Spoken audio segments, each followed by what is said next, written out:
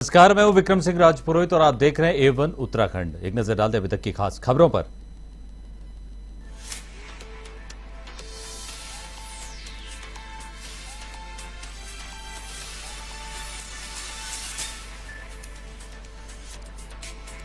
CM Pushkar Singh Dhami का चंपावत दौरा, स्थानीय लोगों के साथ भाजपा कार्यकर्ताओं ने किया स्वागत। ओडिशा रेल हादसे को बताया दुखद और कष्टकारी, मृतकों को दी श्रद्धांजलि तो अपने रोड शो और सांस्कृतिक आयोजन किए निरस्त।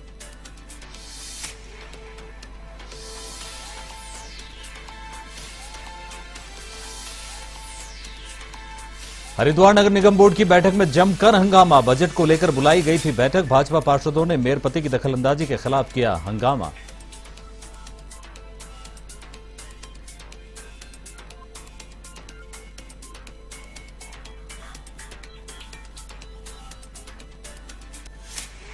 जेई और शिक्षकों के आंदोलन को लेकर बोली भाजपा प्रदेश प्रवक्ता मधु भट्ट, कहा राज्य सरकार कर रही है गंभीरता से विचार, कर्मचारी और जेई हित में होगा फैसला।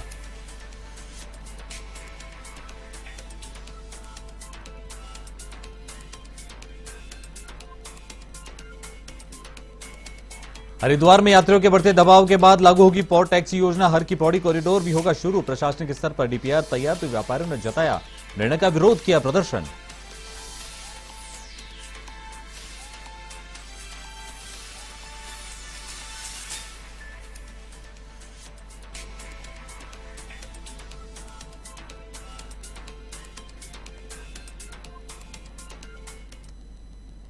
मुख्यमंत्री पुष्कर सिंह धामी अपने चंपावत विधायक के तौर पर 1 वर्ष पूरा होने पर अपने भ्रमण कार्यक्रम के दूसरे दिन विधानसभा चंपावत पहुंचे, जहां सर्किट हाउस हेलीपैड में भाजपा कार्यकर्ताओं के साथ बड़ी संख्या में स्थानीय लोगों ने मुख्यमंत्री का भव्य स्वागत किया। मुख्यमंत्री पुष्कर सिंह धामी ने उड़ीसा में हुई रेल दुर्घटना को बहुत ही दुखद और कष्टकारी बताते हुए चंपावत में अपने विधानसभा चुनाव की जीत के 1 साल पूरा होने पर आयोजित होने वाले रोड शो और विभिन्न सांस्कृतिक कार्यक्रमों के आयोजन को निरस्त कर दिया। मुख्यमंत्री पुष्कर सिंह धामी ने हादसे में हताहत यात्रियों के प्रति शोक संवेदना व्यक्त करते हुए 2 मिनट का मौन रखा और घायलों के शीघ्र स्वास्थ्य लाभ की कामना की।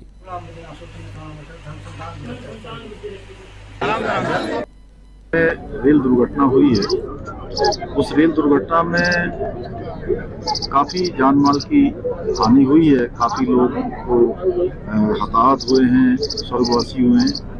मैं भगवान से प्रार्थना करता हूं कि उन सभी को अपने श्री चरणों में स्थान दे और उनके परिवार के लोगों जो असमय इतना बड़ा कष्ट आया है, इतनी बड़ी हानि हुई है, भगवान उनको इस कष्ट को सहन करने की शक्ति प्रदान करे और ये जो कठिन समय उनके उसमें आया है, भगवान उसको इसमें हर प्रकार से सहयोगी बनकर उनके कष्टों में कहीं न कहीं नमी लाकर उनका उत्साह बढ़े, उनके घर में जो दुख आया है उस दुख की घड़ी में वो शक्ति के साथ उसका मुकाबला कर पाए और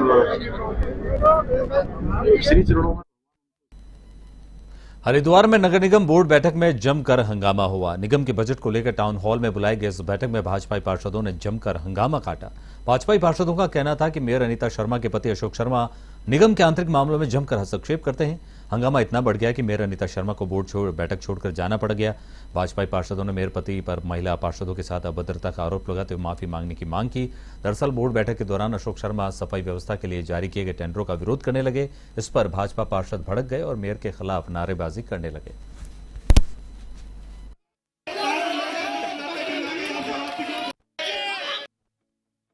अब ये तो क्या हो रहा है, बाहर आपको मीटिंग छोड़ के बाहर जा रहे हो आप लोग, उनके पास में कुछ कर रहे हो, हंगामा कर रहे हो, धरना दे रहे हो, आपको क्या मतलब है? और आप ये सोच रहे हो कि ये हमारी आवाज दबा दोगे आप लोग, तो वो दबने वाली नहीं है। अब देखो, आप करोड़ की संपत्ति कब्जाने में लगे हुए हैं और कोठियां कब्जा रहे हैं और उनका साथ दे रहे हैं। कैसे ये भाजपा के हैं? सरकार तुम्हारी है तो एक तरफ मुख्यमंत्री जी का हम सम्मान करते हैं कि वो जमीन खाली करवाओ, सरकारी जमीनें, और तुम सरकारी जमीनों पर कब्जे करवा रहे हो। मेयर पति का हस्तक्षेप आप देख रहे हैं। वे अपने ऑफिस में बुलाते हैं, निगम के कर्मचारियों को बुलाते हैं, निगम के कर्मचारियों को डांटते हैं और उनसे कमीशन की बात करते हैं।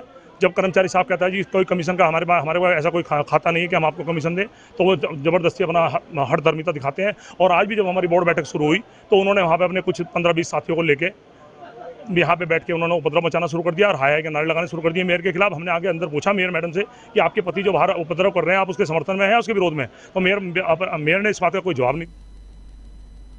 उत्तराखंड के देहरादून में बढ़ती जा रही लव जिहाद की घटना को देखते हुए यमुना घाटी के व्यापारियों ने रोष का इजहार किया है। आक्रोशित दुकानदारों ने बाजार बंद करने का ऐलान किया। तो वहीं बाल विकास मंत्री रेखा आर्य ने इन मामलों को देखते हुए हमें सतर्क रहने की सीख दी है। कहा है कि जिन बालिकाओं ने केरला स्टोरी नहीं देखी उन्हें यह देखनी चाहिए, क्योंकि इस स्टोरी में घटना की विस्तृत जानकारी है कि किस तरह से धर्म विशेष के लोग माइंड वॉश करते हैं। साथ ही कहा कि सोशल मीडिया मित्रता पर भी हमें सजग रहना चाहिए। बता दें कि पिछले कुछ दिनों से उत्तरकाशी के पुरोला और देहरादून के चक्राता में ऐसी घटनाएं सामने आई है, जिससे स्थानीय जनता में भारी आक्रोश है।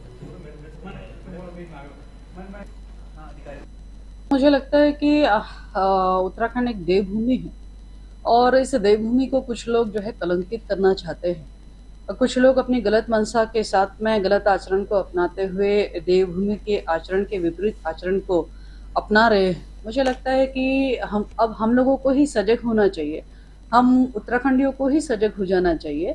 और खासकर बेटियों से तो मैं ये कहूँगी कि यदि आपने द केरला स्टोरी नहीं देखी है तो प्लीज़ उसको देखने का काम करें। द केरला स्टोरी में वो सब घटनाएं हैं, वो हिंदू लड़कियां हैं जिनको किस प्रकार से भ्रमित करके, माइंड वॉश करके, किस प्रकार से उनको कौन सी दिशा की ओर डाइवर्ट किया जाता है, यह सब हम लोग। उत्तराखंड के हरिद्वार में यात्रियों के बढ़ते दबाव को देखते हुए सरकार हरिद्वार में पॉड टैक्सी और हर की पैड़ी कॉरिडोर की योजना लागू करने जा रही है। सरकार ने पॉड टैक्सी को लेकर डीपीआर तैयार की है, तो वहीं दूसरी ओर हरिद्वार के व्यापारियों ने पॉड टैक्सी के रूट को लेकर विरोध दर्ज करवाया है। व्यापारियों ने पुरानी सब्जी मंडी के बजाय गंगा किनारे बनाए जाने की मांग को लेकर काली पट्टी बांधकर प्रदर्शन किया।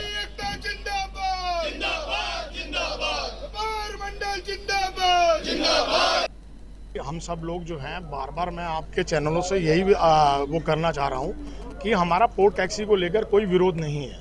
हमारा सिर्फ रूट को, व्यापारियों का जो विरोध है केवल रूट को लेके है।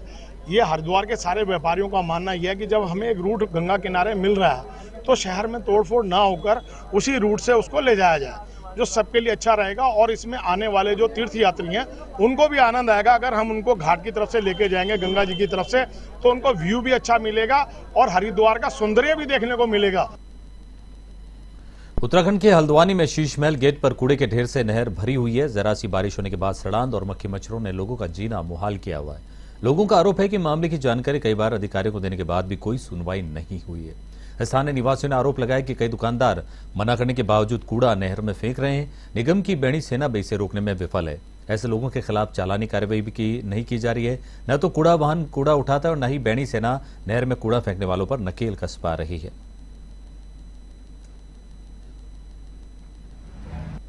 लोकल जो पार्षद हैं उन्होंने कई बार वीडियो डाले हैं और इतनी ज़्यादा बदबू है। गर्मियों का टाइम है, हालांकि हल्की हल्की बारिश हो जा रही है, लेकिन इतने मच्छर हैं उसकी वजह से और बहुत स्मेल है, कचरा जमा हो गया है।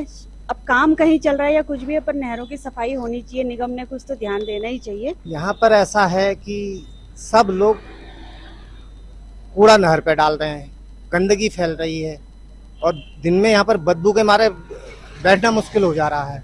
यहाँ पर न तो नगर निगम का कोई बॉक्स लगा पड़ा है, न कोई डिब्बा रखा हुआ है, तो जो भी लोग आते हैं तो सब कूड़ा नहर पे डाल रहे हैं, तो इससे प्रदूषण खराब हो रहा है। यहाँ पर गंदगी आ रही है। यहाँ पर हमारी दुकान है, दुकान पे बैठने की बड़ी दिक्कतें हैं। नहरों में इतना कूड़ा पड़ा हुआ है, इसमें इतनी बदबू आ रही है, ना इसे सिंचाई विभाग देख रहा है ना नगर निगम देख रहा है। इसी सिलसिले में कल मैंने मेयर साहब को भी नहर के कूड़े की समस्या के बारे में बताया। उन्होंने बताया कि वहाँ कूड़ा इतना पड़ा हुआ है कि जो नहर के आसपास लोग रहते हैं, चलते फिरते लोगों को इतनी बदबू आ रही है। और यही कूड़ा अगर फिर जब नहर अगर आएगा पानी तो ये कूड़ा एचएम कोर्ट के पास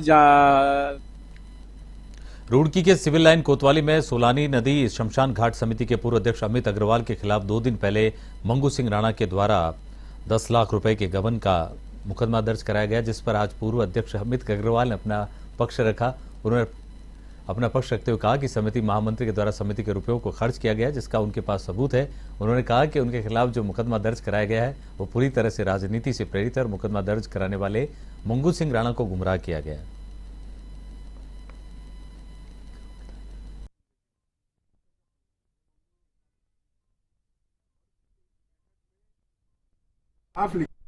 दर्ज हुआ है, कोर्ट के आदेश पे हुआ है। उसमें कहीं ना कहीं कुछ गलत फहमियों के आधार पर हुआ है। मुख्य रूप से मेरे पास पूरी बैलेंस शीट का हिसाब मौजूद है, जिस पर देशबंधु गुप्ता जो हमारे महामंत्री जी हैं उनके हस्ताक्षर है। उन्हीं के द्वारा सारा खर्चा किया गया है। कहीं ना कहीं ये जो मुकदमा है, इस समय पे आना किसी राजनीतिक द्वेष की स्थिति लग रही है। जो वर्तमान अध्यक्ष मंगू सिंह राणा जी भी हैं, उनको किसी के द्वारा बरगलाया गया है, वरना मुझे नहीं लगता कि वो इस तरह का काम करते हैं। विकासखंड गैरसैंण में खंसर घाटी के सुदूरवर्ती गांव नेल देवपुरी में जिलाधिकारी हिमांशु खुराना की अध्यक्षता में बहुउद्देशीय शिविर आयोजित किया गया। शिविर में क्षेत्रीय जनता ने 133 समस्याएं दर्ज की, जिसमें से अधिकांश समस्याओं का जिलाधिकारी ने मौके पर ही निस्तारण किया। विभागीय स्टॉलों के माध्यम से शिविर में तमाम प्रमाण पत्र जारी करने के साथ ही क्षेत्रवासियों को जन कल्याणकारी योजनाओं की जानकारी भी दी गई। विभागीय स्टॉलों पर 495 से अधिक लोगों को लाभान्वित किया गया। इस दौरान जिलाधिकारी ने शिविर में लगे विभागीय स्टॉलों का निरीक्षण भी किया।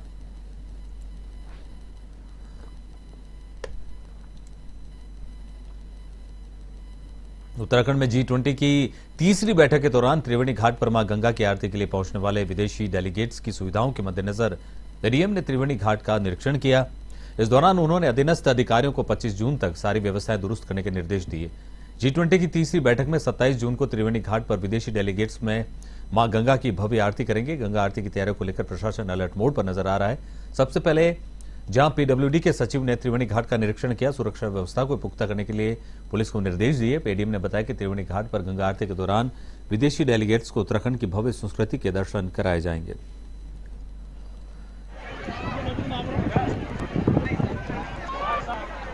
नैनीताल जिले के नवनियुक्त डीएम वंदना सिंह अधिकारियों के साथ हल्द्वानी के सड़कों पर उत्तर भविष्य में हल्द्वानी के सड़कों पर बनने वाले फ्लाईओवर और सड़क चौड़ीकरण को लेकर अधिकारियों से जानकारी हासिल की। इस दौरान डीएम ने कहा कि हल्द्वानी शहर में सबसे अधिक जाम और जल भराव की समस्या बनी रहती है। इसको देखते हुए लॉन्ग टाइम प्लान तैयार किए जा रहे हैं।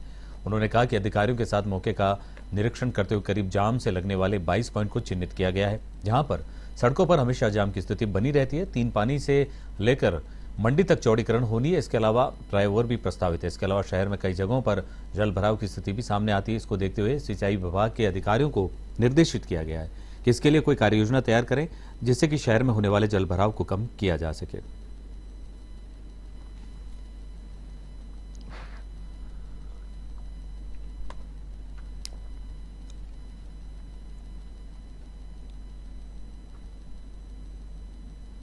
दिनेशपुर के नगर पंचायत सभागार में अतिक्रमण हटाए जाने के मुद्दे को लेकर गदरपुर के विधायक अरविंद पांडे ने व्यापारियों के साथ बैठक की। बैठक में व्यापार मंडल अध्यक्ष राजेश नारंग के नेतृत्व में भारी संख्या में व्यापारी मौजूद रहे। इस दौरान व्यापारियों ने विधायक अरविंद पांडे के समक्ष अपनी समस्याओं को रखा। विधायक अरविंद पांडे ने कहा है कि व्यापारियों से वार्ता की गई है और सभी व्यापारियों ने सरकारी संपत्ति से अतिक्रमण हटाए जाने की सहमति दी है, परंतु दिनेशपुर शहर को हाईटेक शहर में बदलने की व्यापारियों ने मांग की है।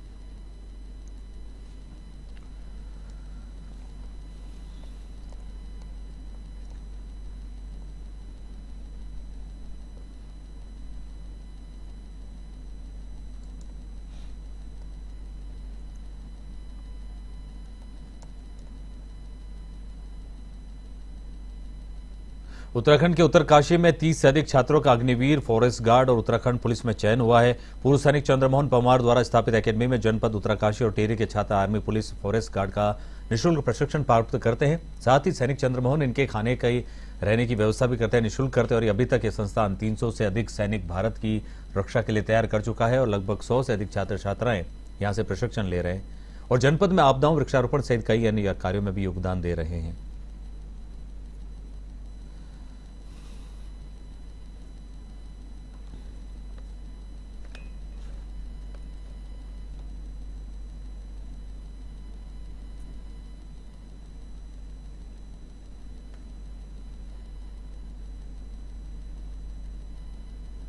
उत्तराखंड के काशीपुर में प्रतिभा सम्मान समारोह में यूपीएससी परीक्षा में 296 रैंक पाने वाले मोइन मंसूरी का स्वागत किया गया। प्रतिभा सम्मान समारोह में उत्तराखंड बोर्ड 10वीं और 12वीं परीक्षा में अपने अपने विद्यालय में टॉप 3 आने वाले मेधावी छात्र छात्राओं का भी सम्मान किया गया। मोइन मंसूरी को मंचासीन अतिथियों द्वारा स्मृति चिन्ह और प्रशस्ति पत्र देकर सम्मानित किया गया। इस दौरान चिकित्सकों, शिक्षकों और साथ ही खेल के क्षेत्र में बेहतर प्रदर्शन करने वाले खिलाड़ियों को भी सम्मानित किया गया। सम्मान समारोह में उपनेता प्रतिपक्ष और विधायक खटीमा भून कापड़ी ने प्रतिभाओं के उज्जवल भविष्य की कामना करते हुए कड़ी मेहनत और चुनौतियों का सामना करने की सीख दी। मेयर उषा चौधरी ने कहा कि मेधावियों को सम्मानित करने का मुख्य उद्देश्य परीक्षा के प्रति अन्य छात्र छात्राओं को प्रोत्साहित करना है। ठाकुर द्वारा विधायक नवाब जान खान ने सभी मेधावी छात्र छात्राओं को उज्जवल भविष्य की कामना की। एशियन चैंपियन फैयाज अहमद ने कहा कि सफलता के लिए अपने समय का प्रबंधन करना जरूरी है। आप सतत प्रयास करते रहें तो सफलता अवश्य मिलती है।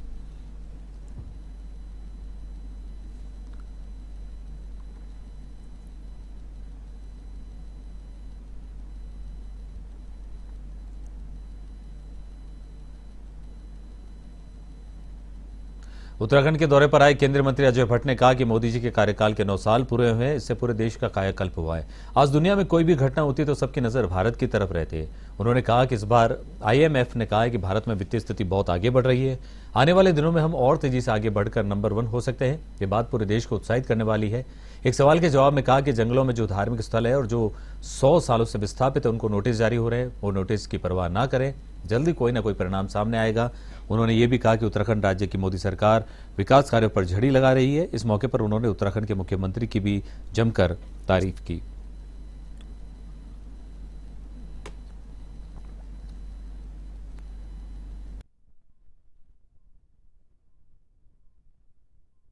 नौ साल पूरे हुए हैं मोदी जी को सत्ता में आए, इससे पूरे देश का कायाकल्प हो गया है। आज दुनिया की शक्तिशाली पावर भारत बनते जा रहा है। कोई भी घटना दुनिया में होती है तो सबकी नज़र आज भारत की तरफ रहती है।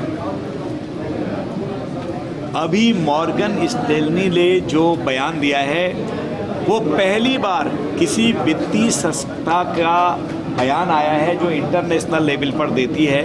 आज तक कभी उन्होंने हमारे पक्ष में नहीं दिया है। इस बार उन्होंने कहा है, IMF ने कहा है कि भारत की वित्तीय स्थिति बहुत तेज़ी से आगे बढ़ रही है। आने वाले दिनों में और तेज़ रफ्तार से आगे बढ़कर हम नंबर 1 हो सकते हैं। ये जो बात आज आई है ये पूरे देश को उत्साहित करने वाली बात है। कोरोना के दौर में भी हमने अपनी प्रतिबद्धताओं को छोड़ा नहीं, हम आगे बढ़ते गए और नंबर 1 की आर्थिक शक्ति बनने का जो सपना था साकार किया। जिन अंग्रेजों ने हमको गुलाम बनाया वो 5वीं आर्थिक शक्ति थे, उनको पीछे धकेलकर हम 5वें नंबर पर आ गए। आने वाले दिनों में हम नंबर 3, 2 फिर नंबर 1 पर आने वाले हैं। मोदी जी ने जो विजन दिया है 2047 तक का, जब हम 100 साल पूरे कर रहे होंगे, कौन रहेगा कौन नहीं रहेगा हम नहीं जानते हैं। शरीर तो नश्वर है, एक दिन जाएगा सबका। लेकिन मोदी जी ने सब कुछ जानते हुए देश के सामने एक विजन दे दिया और उस पर काम करना प्रारंभ कर दिया कि हम 2047 में, अभी तो हम अमृत काल में हैं, जब 100 साल पूरा कर रहे होंगे। उत्तराखंड के रुड़की में सिविल लाइंस इलाके के बस स्टैंड पर 4 युवकों को हुड़दंग मचाना भारी पड़ गया। सूचना पर पुलिस मौके पर पहुंची और हुड़दंग मचा रहे 4 युवकों को हिरासत में ले लिया। पुलिस ने 4 के खिलाफ संबंधित धाराओं में मुकदमा दर्ज कर न्यायालय में पेश किया। पुलिस ने युवकों के नाम भानु प्रताप, रोहित, प्रवीण, प्रदुमन बताए हैं।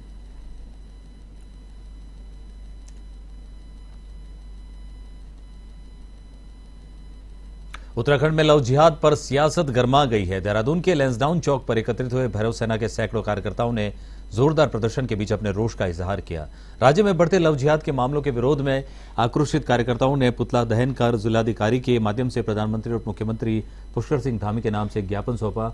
ज्ञापन में उत्तराकाशी, विकास नगर सहित अन्य क्षेत्रों में हुई लव जिहाद की घटना के दोषियों के खिलाफ सख्त कार्रवाई की मांग की गई। साथ ही राज्य में बाहरी लोगों के सत्यापन की भी मांग की गई।